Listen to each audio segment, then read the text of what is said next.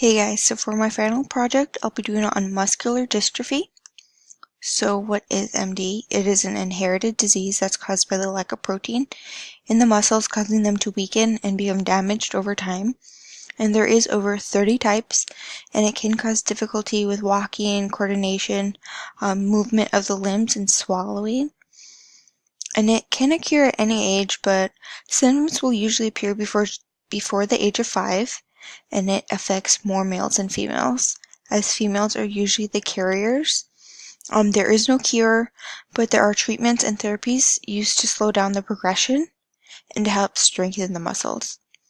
There are drugs and therapies and surgeries that can be used and also found helpful as well. And to diagnose MD, you can do a biopsy, electromagnetic tests, and blood work as well.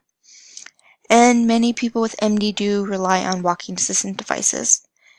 So every 1 in every 7,250 males under the age of 10 are affected. So here is this picture that shows that one healthy male and one healthy female who is a carrier have a 1 in 4 chance of having a son with MD, and a 1 in 4 chance of having a healthy daughter who is the carrier, and a 1 in 4 chance of having a healthy daughter that is not a carrier, and a 1 in 4 chance of having a healthy son. So I'll be focusing on Bob. Bob is 5, he is a male, and the setting is the school district.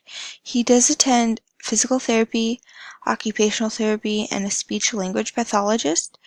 He is in a wheelchair, but he does have full mobility and strength in his arms and in his jaw. So for a child with MD, for cognitive development, it'll usually vary from being on time to slightly delayed, as well as from a normal range to low. Many children with MD do have difficulty with short-term memory, which can definitely affect their learning.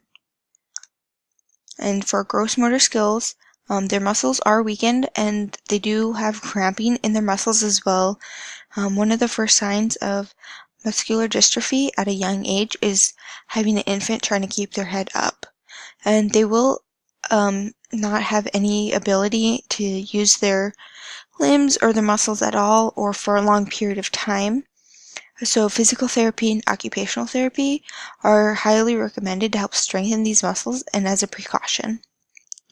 And wheelchairs and other walking assistant devices may be needed as well. As far as fine motors goes, the finger dexterity and the muscles in the fingers can definitely be affected, which can make it difficult to grasp, write, button, eat, feed themselves. Occupational therapy is recommended to help strengthen the muscles, and as a precaution, assistive technology can be helpful if the child cannot write, so they can use the assistive technology or to just answer questions orally. So for Bob, his cognitive development is on time and at a normal rate at the age of 5, but he does have minor difficulty with short-term memory. And he does use an assistive non-electric wheelchair because of he has weakened leg muscles and cramps. But he has no muscle loss or weakness in his arms, neck, or jaw. And he can write and has full finger dexterity. So some safety issues somebody with MD has to face is that the school, home, and anywhere really needs to be wheelchair accessible, which can include a ramp, an elevator, just having clean floors so there's nothing to get in their way or cause them to slip and fall. It's also very important to never push a child or a person with MD to the point of fatigue. So some resources, some national resources for muscular dystrophy is the Muscular Dystrophy Association, and here's their website, as well as My Child Without Limits. Some local resources includes the State of Alaska Health and Social Services Developmental Disability Program, as well as the Alaska Parent Training and Information Center at the Stone Soup Group. The Stone Soup Group's going to give you a lot of resources for help with therapy, medical issues, school. So some services recommended for MD is definitely physical therapy when needed, as well as occupational therapy, probably at least weekly, to help strengthen the muscles and keep them from deteriorating. But I would definitely recommend also doing exercises and stretches daily as well. There's also a speech language pathologist. It's good to just visit them, even if it's as a precaution, just to keep the muscles strong. So to support the family, it's great to celebrate the strengths of Bob, as well as to encourage his weaknesses, and that goes as well as, praising him and the family for all of the milestones that they do face, as well as reminding the parents to take time for themselves, for their own emotional health, as well as taking care of their other children and other responsibilities that they do have.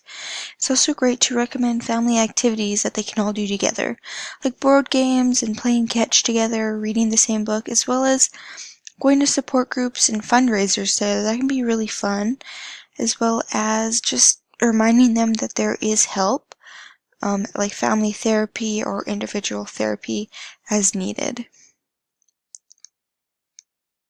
So, for Bob's IP for kindergarten, he will have extra time to complete his assignments, as well as he will be required to go over his flashcards, either with a peer or an aide. Bob will also be unable to participate in all of the PE class exercises, but they can be modified for him to participate. And it's very important for Bob not to become fatigued during these physical activities as well as classwork. And he will have to do his mandatory daily stretches and exercises with his trained school nurse. There will also be an aide available to assist him while using the restroom, as well as transporting him when needed. Next is the educational activities. The first one is musical ball. It's like musical chairs, but all of the students will be sitting in chairs and be formed into a circle. So when the music plays, the students will then pass around a ball, and when the music stops, the student holding the ball will then answer an educational question or finish a sequence. Next is the memory game, which will be great for Bob and his classmates, because Bob does need to work on his memory skills. So the students will have a bunch of pieces of paper with matching pairs, but they'll be facing down so you can't see what it is. And then each student will have to pick 2 pieces of paper and see if they match, and if they don't match, they have to put them exactly at the same places, and they need to keep doing that until they do find a pair, and once they find a pair, they'll put it aside and keep going until all the pairs have been found. And you can either do these with numbers, letters, shapes, colors, words, anything like that.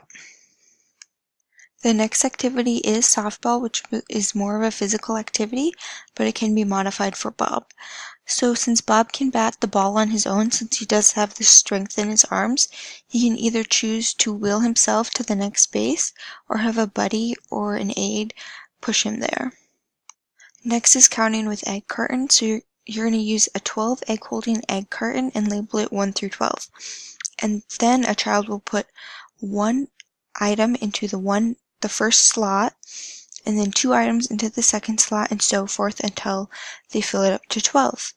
And then the items can be interchangeable. You can use beans or small beads for more advanced dexterity, or larger items like pom-poms or large buttons for improving dexterity.